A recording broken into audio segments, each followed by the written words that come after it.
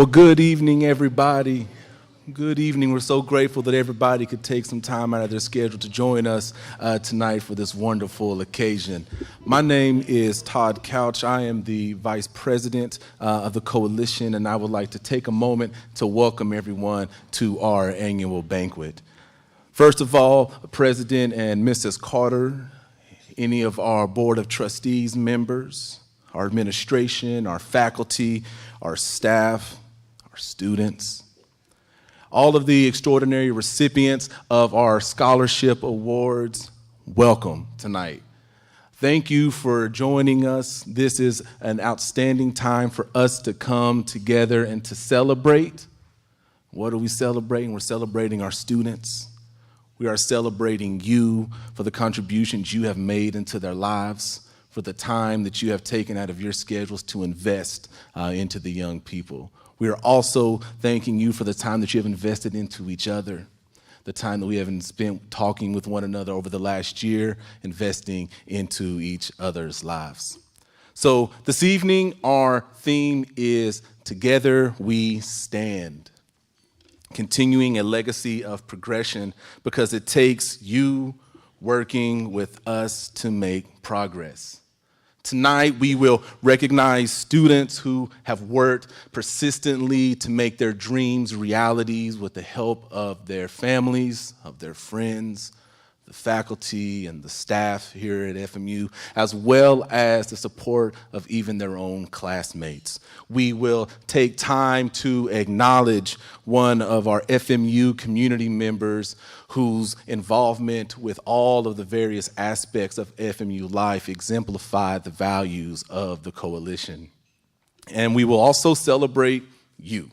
We want to celebrate you for the role that you have played in making our banquets successful year after year. So again, on behalf of the entire coalition, welcome and thank you. I would now like to invite Mr. Donald Jackson to provide our invocation, and then Ms. Ernestine Dupree to tell us a little bit about our occasion tonight.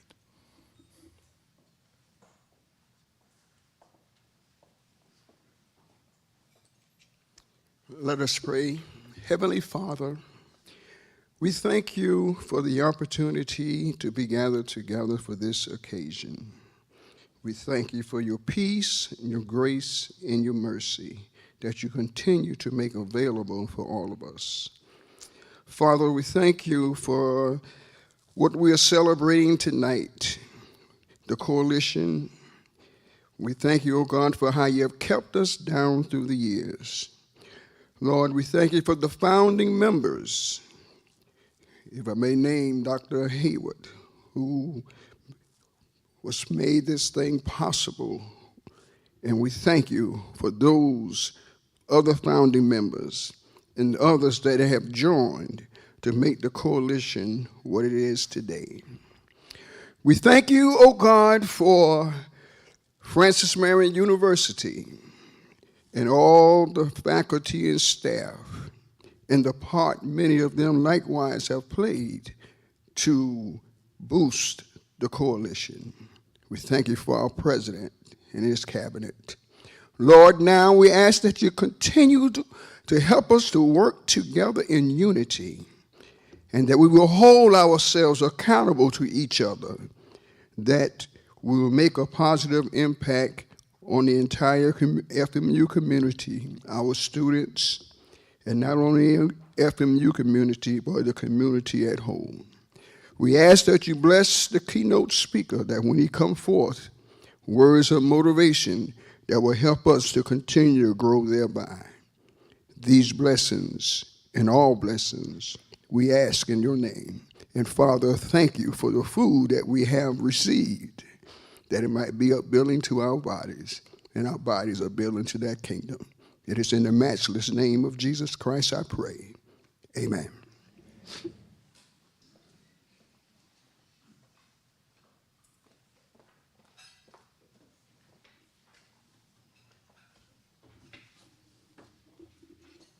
Good evening. The members of the FMU African American Faculty Staff Coalition are sincerely pleased because you have decided to be a part of our 21st Annual Scholarship Banquet. This evening, striving young men and women will be acknowledged and rewarded for their educational accomplishments, which in turn will place them among those who are continuing this legacy of progression. In addition, the individual who has contributed much to increasing the cohesiveness of the FMU community will be commended and named as the next recipient of the Coalition's Diversity Award.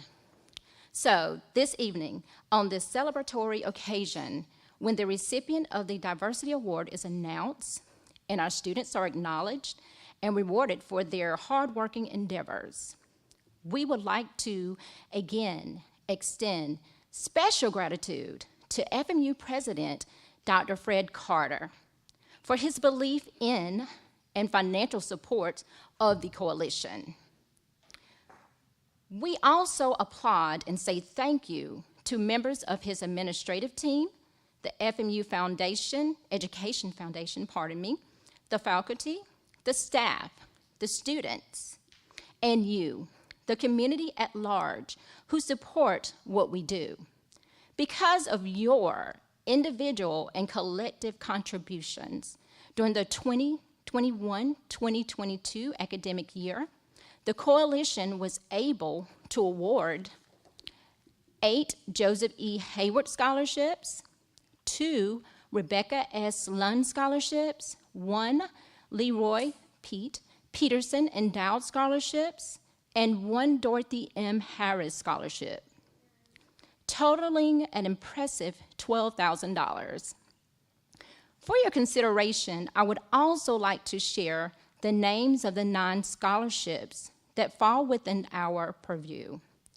Dr. Joseph E. Hayward Endowed Scholarship, Dr. Leroy Pete Peterson Endowed Scholarship, Miss Rebecca S. Lund Scholarship, Miss Yvonne Davis Endowed Scholarship, Dr. Dorothy M. Harris Scholarship, Dr. Frida Campbell Wilson Endowed Scholarship, Miss Linda M. Sullen Endowed Scholarship, Mr. Stephen C. Sims Endowed Scholarship, and Mr. Carlton Sellers Endowed Scholarships. So let's take a pause now that we have concluded another semester and celebrate this time together. But always be mindful that we are in this together, and together we stand.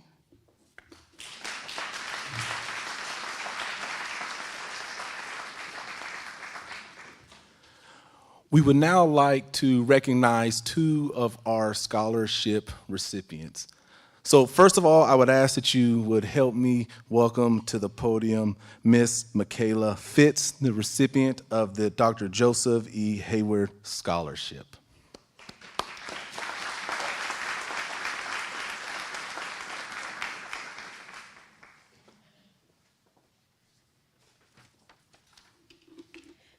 Good evening, everyone. My name is Michaela Fitz. I'm a rising junior earning my BS in nursing at Francis Marion University. My desire is to become a travel nurse. I would like to thank the African American Faculty and Staff Coalition for the Joseph E. Hayward Endowed Scholarship. I had an opportunity and I almost lost it. I really wasn't motivated to apply for the scholarship, but when I told my family about it, they encouraged me to try for it. My Aunt Bridget was one of my biggest supporters.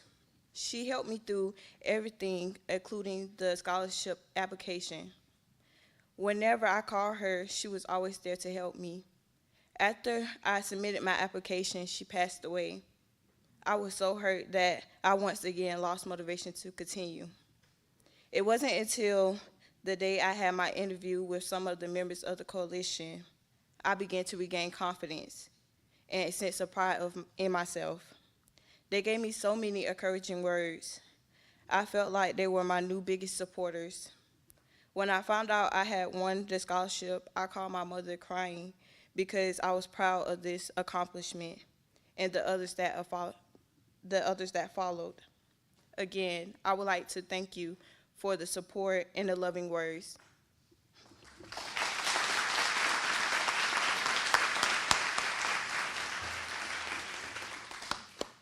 Thank you very much, Micaiah. The next young person that I would like for you to help me welcome to the panel is Mr. Jalen Miles, the recipient of the Dr. Leroy Pete Peterson Scholarship.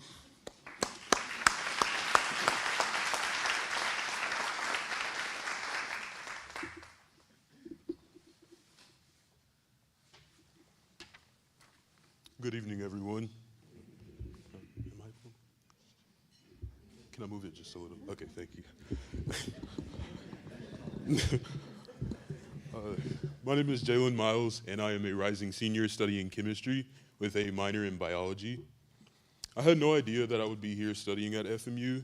As a high school senior, I honestly thought that I would be attending Coastal Carolina University.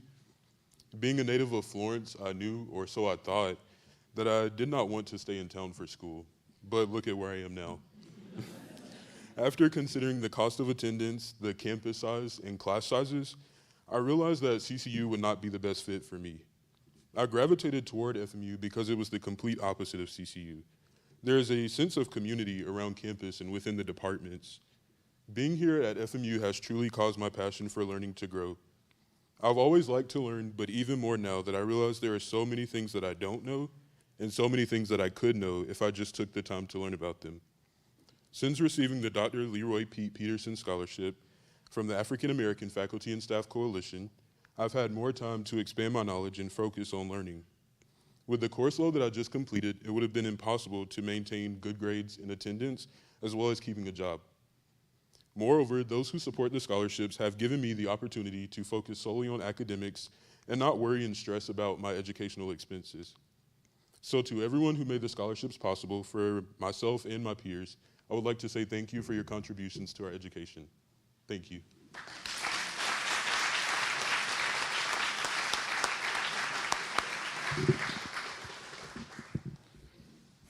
We're about the same height.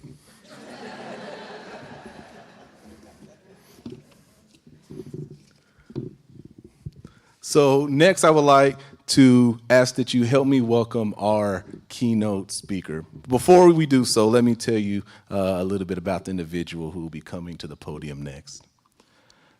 Mr. Jacquez Mccall is a lifelong resident of Florence, South Carolina. He is a proud graduate of Wilson High School and Francis Marion University, where he majored in political science. While at Francis Marion, he was awarded the Jesse A. Cole Political Science Scholarship and the Neil D. Thigpen Award in South Carolina Politics and Government. After graduating from Francis Marion, he attended North Carolina Central University School of Law. While he was in law school, he served as a staff editor for the prestigious NCCU Law Review and worked extensively in the Civil Litigations Clinic, where he worked on complex civil rights cases. Jacquez is now the owner and managing attorney of Mccall Law Firm here in Florence, South Carolina, where he primarily practices personal injury and criminal defense law. In 2020, he was elected to Florence City Council, making him the youngest member elected in the city's history. On City Council, he serves as chairman of the Finance Committee and the Judicial Review Committee.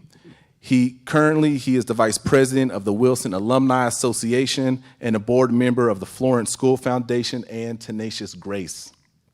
In addition, he is a member of the South Carolina Bar Association, South Carolina Association of Justice, and the South Carolina Young Lawyers Division. Jacquez is married to Adrienne Mccall, and they have 3 kids together, Amaya, Jacquez II, and Ava Mccall. He loves to play basketball and spend time with his family in his spare time, but we thank him for spending some of that with us tonight. Please help me welcome Jocas Mccall to the stage, please.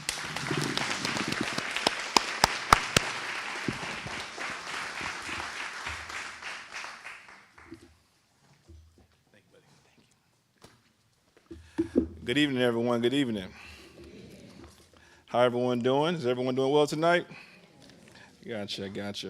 To Dr. and Mrs. Carter, Mrs. Linda Sullen, Dr. Couch, members of the FMU African American Faculty and Staff Coalition, and guests, it gives me great honor to be here today, knowing that not too long ago, I was a young student here, barely making it to class on time, which sometimes, and I'm going to emphasize the word sometimes, had me to sometimes park in the Stokes administration parking lot to make it to class on time. Nevertheless, I was on time here today because I didn't want to make Ms. Sullen nervous because I was a guest speaker and I know I had to be here for this one, right? But again, thank you for giving me this wonderful opportunity to be able to speak, or I would say be able to give back to this wonderful alma mater of mine. I want to start out by noting that college provides a pathway for students to explore themselves and their interests, expand their social and cultural experiences, and build on a more promising career. While higher education is rich in diversity and rewards, it can be particularly difficult for first-generation college students. According to a study done by the Brookings Institute, obstacles that first-generation college student faces includes lack of college readiness, family support, financial stability, racial underrepresentation, low academic self-esteem, and difficulty in adjusting to college can manifest while enrolled. It can contribute to a rate of college completion that for students who have at least one parent with a 4-year degree.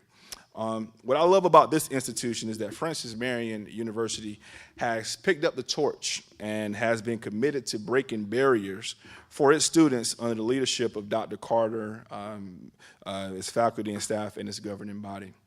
In recent years, upwards of 35 to 40% of the students in the incoming freshman class has been first-generation college students. In addition, too often across this country and across the state, once the first-generation college student graduates, they are more than likely going to be saddled with massive student debts, essentially an attempt to buy their way to the American dream. This institution has constantly remained one of the lowest costs of tuition in the state, which helps break the barrier of going to college and that being a financial burden on them and their families. So I want to thank Francis Marion for being there to break those barriers for our first-generation college students. Let's give him a hand. Excuse me. My acceptance to Francis Marion was a little bit different, but I remember it like it was yesterday. It started off with an expectation from my family that was originally set out for me. In our family, it was a really big deal to graduate from high school. Not too many people in our family actually had high school diplomas. So my mom graduated from high school while still being a teenage mother. She was lauded by our family as the next heir apparent to go off and break the change and pushing this family forward to the next level. But when I was young and being a crafty politician and brilliant future lawyer, I made a deal with my mom. The deal was if I hand her my high school diploma after graduation, I was good to go. And that was my mission while in high school. I was going to give her that high school diploma, and I was ready. I had a job at Hardee's, making $7.25, and you couldn't tell me nothing. However, there was this guidance counselor at my high school. When I was 17 years old, I would say she was nagging, but looking back at it now, she was a great lady. She insisted that I do a little bit more. So she signed me up for the SAT at West Florence. Y'all, I was so unmotivated that I didn't even bring the calculator to the exam. So you can rest assured I had a little bit of fun trying to do algebra without it. Nevertheless, I completed the exam to the end, well, to the best of my ability. And a couple of months later, the same loving guidance counselor signed me up for an on-campus admissions day with Francis Marion University. I remember it like it was yesterday. I had a horrible cold, or COVID-19, depending on who you ask at the time. And I was trying my best not to go. However, I figured, well, if I can get out of a pop quiz in Spanish, I might as well go. So I rolled in there. I'm sneezing and sniffling and trying my best to tell the admissions counselor, I would love to be a part of the Francis Marion community, but I really didn't think that I could get in. And in one of the first true moments of opportunities, he reached his hand across the table and said, "Congratulations, Mr. McCall. You've been accepted to Francis Marion University." Then realizing that I was sick, he kind of gave me a fist bump. But I look back at that moment to understand that this institution was literally the first place that gave me an opportunity. They took a chance on me, and I'm forever grateful. And I said I wouldn't get emotional, but Francis Marion doesn't owe me anything. I'm forever indebted to this institution because that handshake turned into a fist bump that gave me an opportunity. It's that opportunity that allowed the oldest son of a 14-year-old single mother to go on and become a first-generation college graduate, one of the youngest of practice attorneys in the state of South Carolina, and now a member of Florence City Council. So,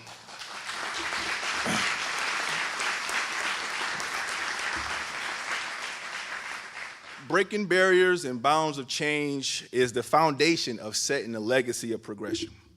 Because Francis Marion gave me the opportunity to break barriers, it forever raised the expectation of education and excellence in my family. My wife, who isn't here today, she's also a first-generation college student. She would have been here, but my son had on Tuesday afternoon, they announced the playoff schedule for my son, and he can care less about his dad giving the speech. He said he want to be playing the playoffs right now. So she's doing her duty. But she's a teacher here in the PD. And now my little sister, Shadaman, is a student here as well at Francis Marion. Now, because I'm 8 years older than her, I always jokingly tell her that we are not in the same generation. Therefore, I don't think you fit the definition of a first-generation college student. But the bar has been set, and I think she understands it. More importantly, that's what progression is all about. Continuing to raise the bar, continuing to pass the torch, continuing to exceed expectations. We all just witnessed the barrier break again recently on the national level with the confirmation of Supreme Court Justice Ketanji Brown Jackson. While giving her remarks during a celebration of her getting voted in, she said something that was so profound and inspirational that I had to replay that sentence back on YouTube multiple times to really grasp the dynamic and the magnitude of her statement. She stated that in her family, it took just one generation to go from segregation to the Supreme Court of the United States. Her progression is the true essence and greatness of this country. We have progressed so much as a nation, a state, a city, and a university. For that is the true genius of America, that America can change, that our union can be perfected, and what we have already achieved gives us hope that we can and must achieve better tomorrow. Particularly, the African-American story is one of trials, tribulation, and ultimate triumph. It's the poem by Maya Angelou that sums up our generational experiences. She said, "You may write me down with your bitter, twisted lies. You may trowel me in the very dirt, but still like dust I rise. Does my sassiness upset you? Why are you so beset with gloom? 'Cause I walk like I got oil wells bumping in my living room. Just like moons and like suns, with the certainty of ties, just like hopes springing high, still I rise. Do you want to see me broken? Bowed head and lower eyes, shoulders falling down like teardrops, weakened by my soulful cries. Does my hastiness offend you? Don't you take it awful hard? 'Cause I laugh like I got gold mines digging in my own backyard. You may shoot me with your words, you may cut me with your eyes, you may kill me with your hatefulness, but still like air I rise. Do my sexiness upset you? Does it come as a surprise that I dance like I got diamonds at the meeting of my thighs? Out of the huts of history's shame I rise. Up from a past that's rooted in pain, I rise. I'm a black ocean leaping and wide, welling and swelling, I bear in the tide. Leaving behind nights of terror and fear, I rise. Into a daybreak that's wondrously clear, I rise. Bringing the gifts that my ancestors gave. I am the dream and the hope of a slave. I rise, I rise, I rise. You know, the theme of this banquet tonight is premised around progression and progress. And I can give stories all night about how we have progressed as a nation. But this one particular story sticks with me. It's the story of my 96-year-old great-grandmother. She says she's 97, but her Social Security card says 96. So I'm a lawyer. I go by the legal definition. So. Her story sticks with me because it fascinates me on how much she's seen this nation's progress. She would tell me of the stories of how her parents strictly forbid her from crossing the tracks in Florence. Particularly, she was not allowed to come close to downtown Florence. However, on November 10th, 2020, she placed her hands on the screen and pressed a button to help her great-grandson be able to be elected to the Florence City Council and help make decisions in that same building she never thought that she could be in. My great-grandmother could not read nor write. She only had a second-grade education. But brothers and sisters, she can count her money. And she ain't play about it. She always told me she's not a doctor, but she knows what's always needed to be successful. And I've heard this story before, but she claimed it's her story. But there's 3 bones that you need. You're going to need 1, the wishbone. That's the bone to give you hope, the courage, the faith to believe in your dreams. Number 2 is the jawbone. That's the bone that allows you to speak up for what is right and not just to feel comfortable just being in the room. And 3, and the most important of them all, she was stressed, is the backbone. It will keep you grounded and humble through all your trials and your tribulations. And to my scholarship recipients, there are going to be some trials and tribulations, but I want you to remember that without a testimony, there is no testimony without a test. In your journey of life, understand at this very moment, you are your ancestors' wildest dreams. So I want you to continue to dream, but dream with your eyes wide open. We must understand our obligations as the next generation to be ready to grab the torch and keep the progress moving forward. So I'm going to challenge you. As my mom always told me, don't just stand there, do something. Keep moving. In the words of Dr. Martin Luther King Jr., if you can't fly, you run.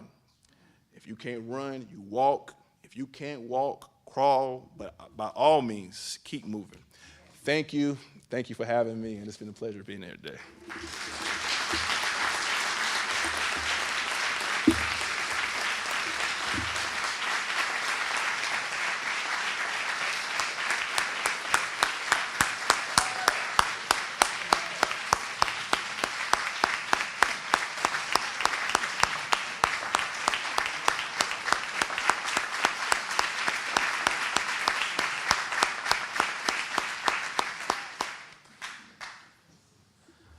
How do you follow that up? Jacquez, thank you very much for those encouraging words. And thank you for the challenges that I believe you not only gave to all of the students here, but also to every person sitting in this room tonight. Thank you. I would now like to ask Mr. Roy Hyman to come to the podium to offer the Diversity Award.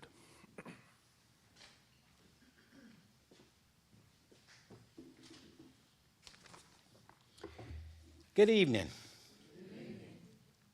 I would like to recognize past recipients of the Diversity Award. 2010, Dr. Rebecca Lawson. 2011, Dr. Louise Venters. 2012, Miss Angela Crossland. 2013, Dr. Rhonda M. Bogdan. 2014, Ms. Bonnie Davis. 2015, Mr. Crystal L. Graham. 2016, Dr. Will Waitless. 2017, Mr. Jason H. Owens. 2018, Dr. Ruth A. Whitman Price. 2019, Dr. Shada A. Ritten. 2020, Dr. Erica James. 2021, Dr. David Brass. Please give all of them a hand.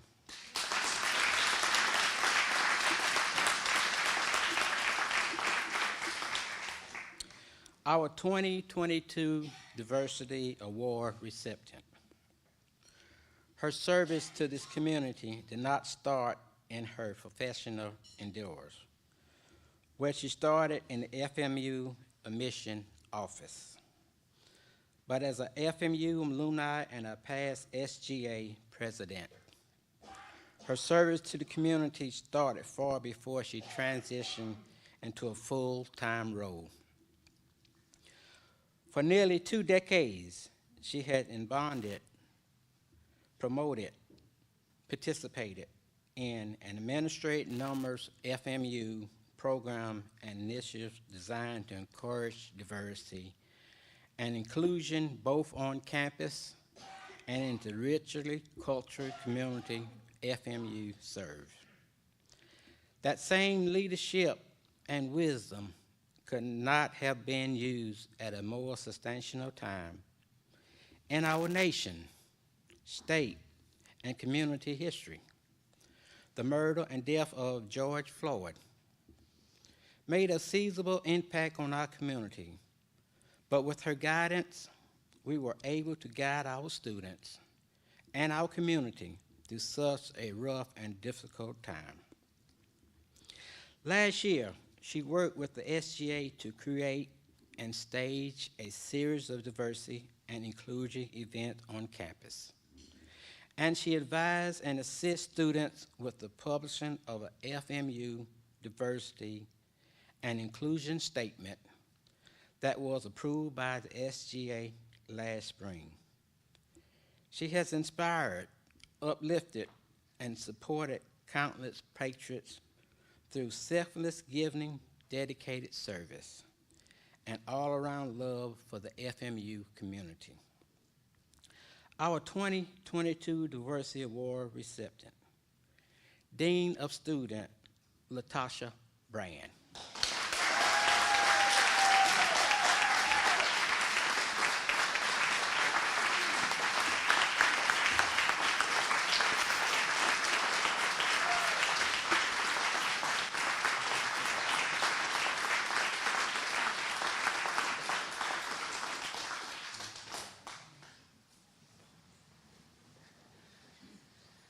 Wow. I sound so impressive.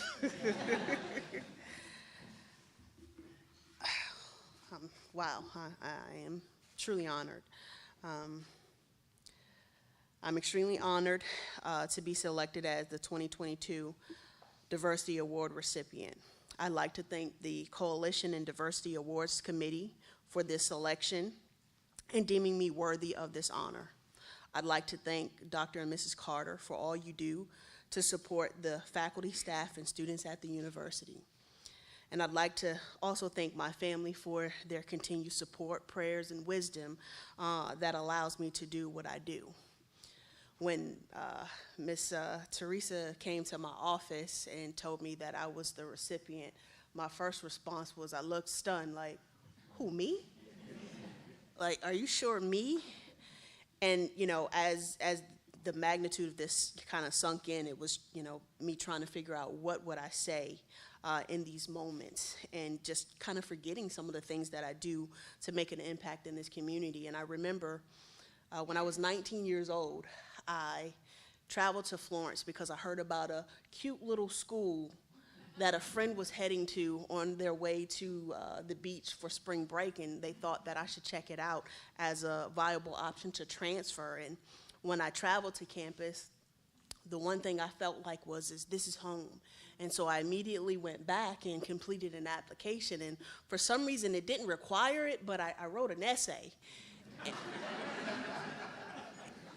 And in the essay, I said that, I was a rising star, ready to make an impact in the campus community. And at the time, I thought that it was just simply for me to just let me in. Let me in. I was like, Jacquez, just let me in. And, when I arrived, I had the opportunity to work with, Dr. Hayward and Mr. Daryl Bridges. I spent a lot of time in the Dean of Students office. I'd always, Daryl, do you have a moment? Do you have a moment? And come up with some strange ideas. And he would kind of, hey, okay, all right, well, did you think about this? Did you think about that? And, oftentimes I would also pop into Dr. Carter's office as well, and they supported me in everything that I tried to do. So as I think about, diversity, and as I gathered my thoughts about what I would say tonight, I want to share with you a story, from the one of so many stories that I have in my role at the university. Now, as Dean of Students, I am typically the last individual any student wants to meet during their collegiate experience. If you don't believe me, you can ask my family, because typically when they run into a student from my hometown and they say, hey, you go to Francis Marion, they'll say, my daughter or my sister works there. You might know her, Dean Brand, and they get this terrified look of, oh, I know Dean Brand, but I never go to her office. And so, it's just one of those things, and they'll call me and say, what are you doing to the students up there? And it's just, I'm just doing my job. Majority of my work with students in this role is through their acceptance of student leadership roles, student government association leaders, campus activity board members, RAs, and so many more. And then also seeing students at student campus events that we host throughout the campus. However, there is a small percentage of students whose paths cross with mine due to policy violations. One individual in particular I met due to a violation, but he was actually someone I was aware of prior to his violation. He just stood out. From his first day on campus, I could tell he was an individual that danced to the beat of his own drum. He was unapologetically unique. He knew it, and he didn't care. Often I would see him in his own world, singing and dancing by himself in the student center without a care in the world. Sometimes he would have on headphones, and sometimes he didn't. When he didn't have on headphones, sometimes we would speak briefly. During his second year at FMU, he made a bad decision, and he took full responsibility for his mistake. It was one that should have resulted in his separation from the university.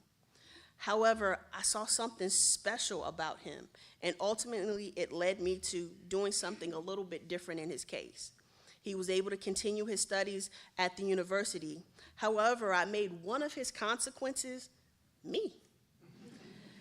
He had to check in with me on a regular basis so that he would stay on track and graduate. Our mission was graduation. Over the course of 2.5 years, regularly he would drop by my office to check in.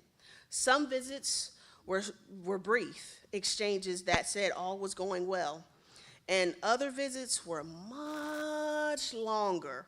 Sometimes for about 45 minutes he would pace back and forth in my office and tell me stories of how others sometimes treated him different, explaining that's why he often kept headphones on to listen to music and tune the world out. After each visit, I would encourage him to stay focused and finish the semester strong. I would also let him know, I see you, I see you. During his final semester, I didn't see him as much, and most visits were short. 3 weeks prior to the end of the fall semester, I seen him pacing back and forth in front of the student center. He was waiting for me to return to my office. He was extremely upset, and he was crying. He explained that he messed up in his online course and feared that he would not graduate. In this moment, he could only see doom and gloom. With the assistance of a faculty colleague, we were able to calm him down and help him game plan on how to turn things around. He reached out and to reach out to his faculty course member. Later that week, he called me and he said, I did like you all instructed me, and he's going to work with me. He said the faculty member was honest and told him it's a lot of work to make up and not much time to get it done, but he will work with him. It was in this moment that I truly understood the magnitude of my purpose being here. While breaking down, he said, I don't think I can do it. But he said, Dean Brand, you have been like a mother to me for the past 2 years. I have been able to share things about my experiences that I've not told my mom. And if you believe in me and say that you believe I can do it, then I'll believe that I can do it. With tears streaming down my face, I told him, stay focused, finish strong, because I see you. And when you complete your final exams, we will dance on the front porch of the Student Center. In December of 2020, we danced on the front porch of the Student Center. Thankfully, there is no footage of this event because we were two rhythmically challenged individuals happily dancing on the front porch of the UC. To see the joy on his face knowing he earned his degree made every moment with him through the years priceless. In my office, I keep a picture that we took together on his graduation day. And it's a constant reminder that from time to time, we will meet folks who dance to the beat of their own drum. And sometimes it's okay to join in and dance with them.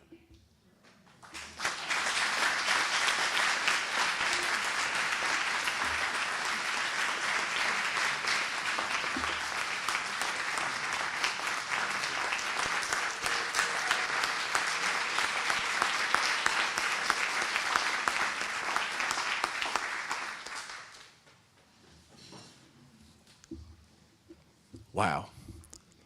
Dean Brand, thank you so much for all the work that you do with our students and for the time and the emotional energy that you invest into them. That you, based on things I've heard from my own students, you're their mama bear on this campus in many ways. So thank you. I would now like to ask Dr. Fred Carter to please come and offer us a few remarks tonight.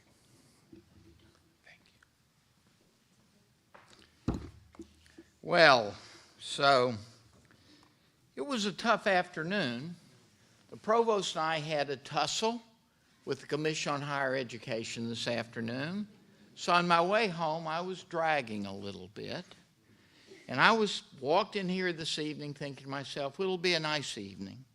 And then I sit there and I think to myself over the last 15, 20 minutes, we're a university that educates people like Ms. Fitz and Mr. Miles. And we produced graduates like Councilman McCall and Dean Brand. The CHE ain't got nothing on me, okay?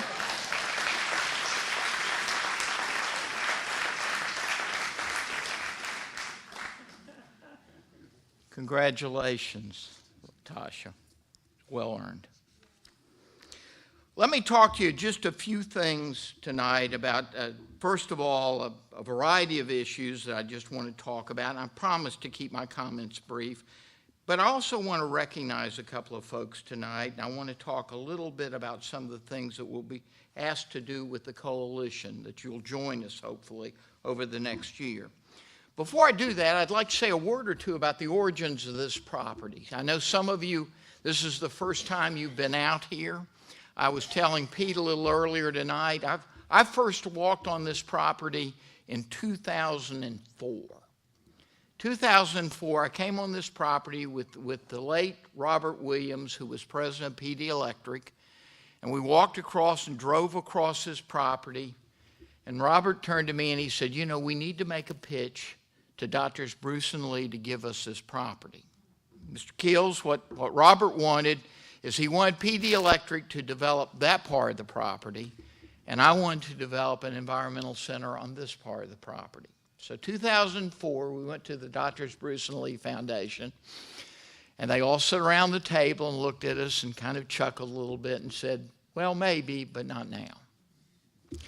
So after that meeting, I went to Senator Leatherman, and I said, Senator Leatherman, I've gone to Bruce and Lee, and I've asked for the property. They've told me, not now, maybe later, but I want to put in a bid with you that if they give us the property, we'll need the money to build buildings. Well, you know how when somebody asks you to do something 6 months from now and you say, oh, sure, no problem, but the day before you regret you did it? Well, of course, Senator Leatherman didn't really have to commit other than just the assurance. In 2019, 15 years later, Bruce and Lee gave us the property, and Hugh Leatherman got us $5 million to build the 2 buildings. 15 years. And you think these gifts come overnight?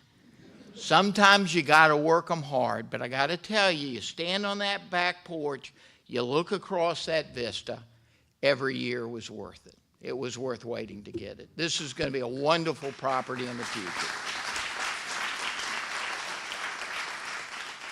And Pete, we're going to educate a lot of scientists out here. I promise that. Let me talk to you first of all about a couple of things. You may have seen today John sent out an announcement to the university community. We entered into about 7 months ago an agreement with Trinity Baptist Church that Trinity would work with us as we further honor the folks that are buried in the cemetery on our campus, that Trinity would work with us to bring the right religious services and the right reverence to the cemeteries we move forward. We're out of COVID now, sufficiently so that Trinity will come out and do the first service at the cemetery on the afternoon of February 22nd at 1 p.m. I hope as many of you come out as possibly can. Reverend Cal Robinson will officiate at that ceremony, so will Bishop Donald Jackson.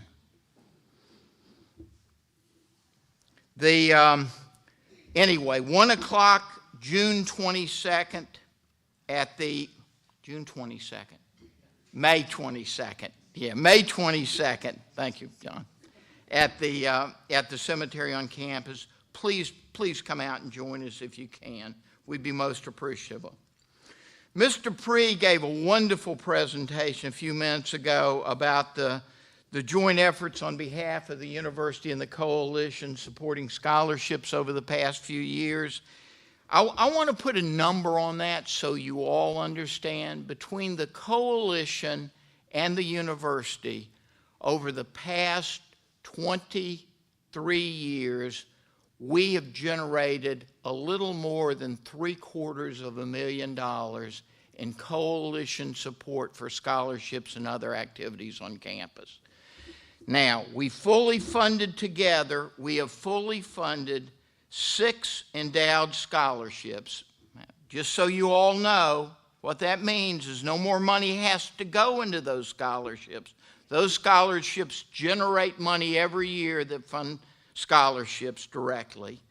We've created 4 flow-through scholarships in the name of Joseph Hayward and Pete Peterson, Rebecca Lunn, and Dorothy Harris.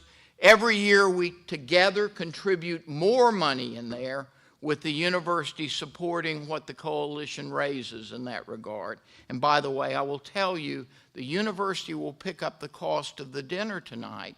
So every dime that's raised from the tickets tonight will go directly into the University Scholarship Fund for coalition recipients. And I'm very, very proud. She's here tonight. I'd say it even if she weren't. We fully funded the Joyce Duran Endowed Chair in African American Studies. We're very, very proud of that. And it's delightful to see you, Dean Durant. Let me talk about our trip. Usually, I use this opportunity to talk about the trip. Linda and I have had discussions about the trip throughout spring as we watched COVID kind of rise and go down and rise and go down in some of the cities. And today, yesterday, Linda and I sat down and talked a little bit about, we think we are not going to do a coalition trip this summer because we just are a little uncomfortable about piling people on buses and going to urban centers right now. But here's what we are going to do. This fall, the long-awaited and eagerly anticipated Charleston International African American Museum will open. It's supposed to open before the end of the year.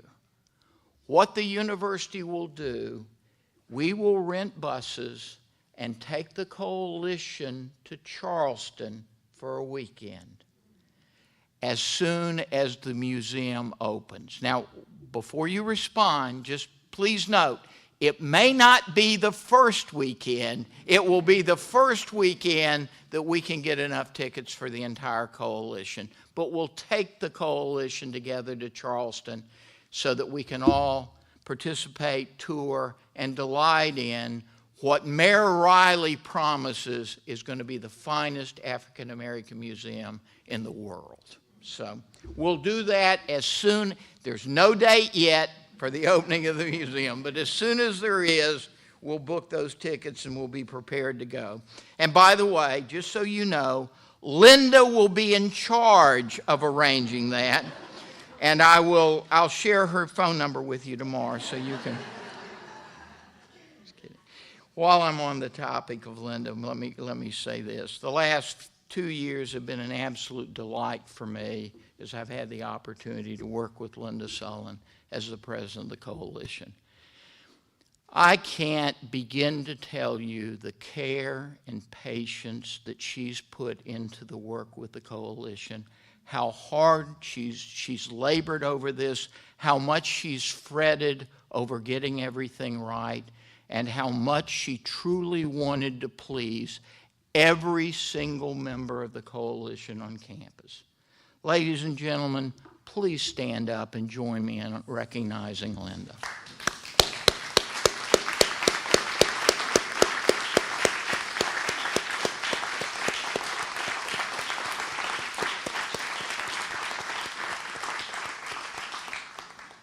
Two more things and I'll sit down. So we want to do something special with scholarships this next year. So we're going to, the foundation, Lauren, the foundation is going to work with this. We're going to create 2 new scholarships next year, but we're going to do this a little different. These scholarships are actually going to be organizationally based. And the organization where we're going to create these scholarships is one of the organizations that's truly one of my favorite organizations on campus, and I know that's a very dangerous thing to say, but I'll say it in any event. I have never, ever sat down and watched this organization perform without being absolutely amazed and enthralled at how well they do. We're going to create 2 scholarships for YGB students, okay?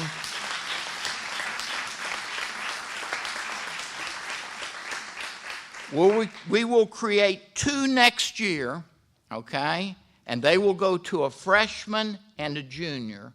Then the following year, we will create 2 additional scholarships to fill in the other 2 classes. And we're going to ask that those scholarships be named in honor of Mr. YGB, Donald Jackson.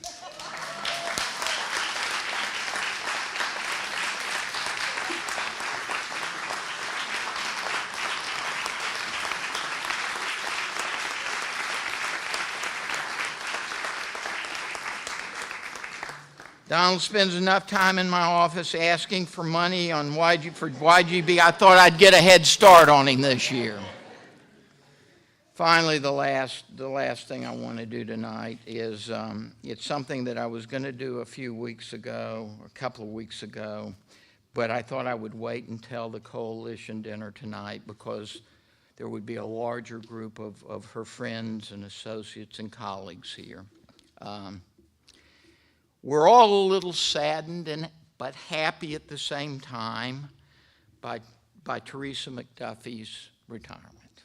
Okay, 32 years Teresa's worked at the university. 32 years Teresa has worked in IT, making every person on campus that needed IT support, even though we didn't exactly know what we needed, making all of us feel like royalty, okay? So I think to myself the other day, somebody who's worked 32 years on our campus really ought to own a part of that campus. So what I will do, Mr. Keels, Mr. Dove, what I will do in June is ask the Board of Trustees to name the academic computing lab in the Stanton building after Teresa McDuffie.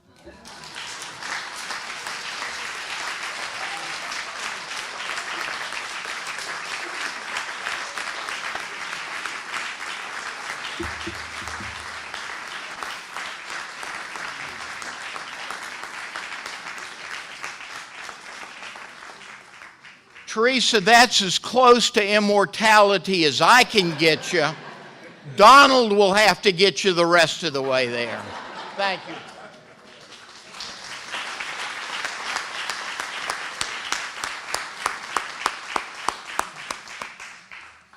Thank you very much, Dr. Carter. I would now like to allow the opportunity to close us out with someone you've heard mentioned many times tonight as pushing our organization forward and being the backbone for the coalition in so many ways. Please help me welcome Ms. Linda Sullen to the podium.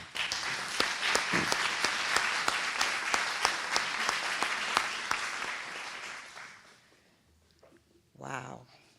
I've got to say thank you to a couple of people. When I met with Dr. Carter, he said there's 2 surprises that I'm not going to share with you. And he was wise, because if I had known this, oh my goodness. 2 people that are very dear to my heart and very deserving. I'm just overwhelmed, but let me get my thank yous out. On behalf of the coalition, Dr. Carter and Mrs. Carter, we thank you so much for your support. And Ms. Carter, I want to give you a special thank you. Every time I stand behind this podium, if I lock eyes with you, you always give me a smile of encouragement. And for that, I say thank you. To the Board of Trustees, we thank you so much for your support and for what you do for the university and how you've embraced the coalition. To the senior staff, there's not been a time that I needed anything from any of them that they didn't say yes, and most of the time I don't have to ask. They come to me, Linda, how can we help? And that means a lot. It means a lot. There are a couple of people here that had a vision, and I'm gonna be honest with you, I was one of the younger members of the group, and I was kind of slow about joining. But there are some founding members that are in our midst tonight, and I would like for them to stand. You know who you are, oh my goodness. Thank you.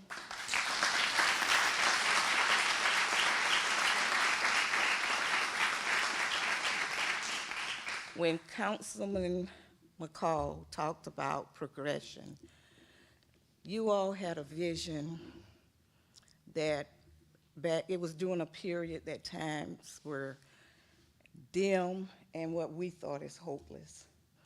But you all knew that we had something to offer the university, and you encouraged the younger one of us, like me, to press your way. And this is the results that we get today. We get what is a building, or what is it, the computer center room, whatever. Y'all heard Dr. Carter. Named after one of our own, Teresa McDuffie. YGB are some singing children.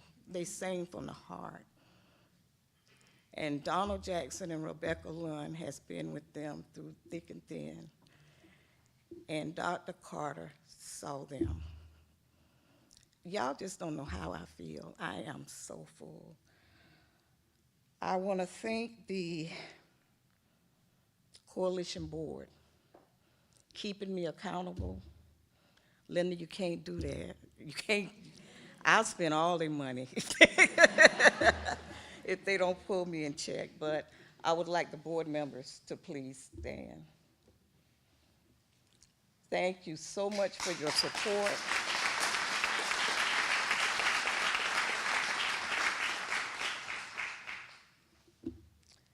And then the coalition members. Without you, there would not be in us. Coalition members, will you please stand?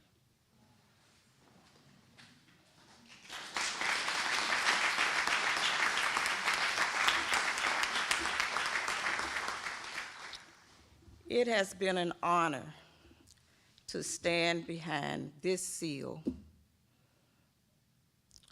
as the president of Francis Marion University African American Faculty and Staff Coalition.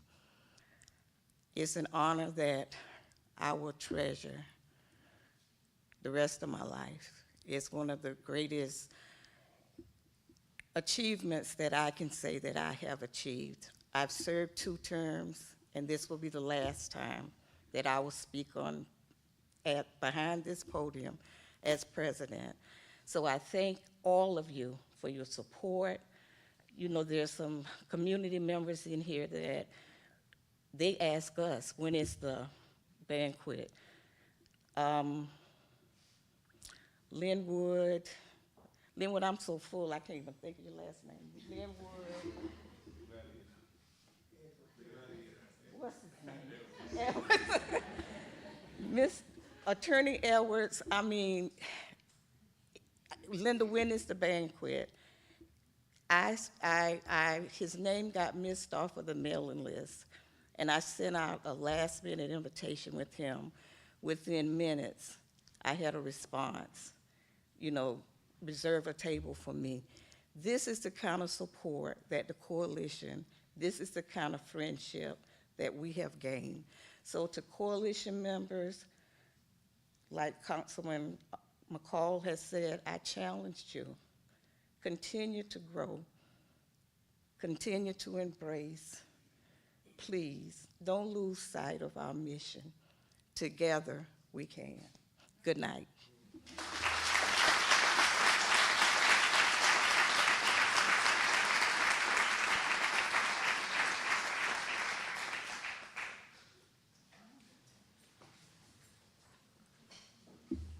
Thank y'all for coming out. As Linda said, good night.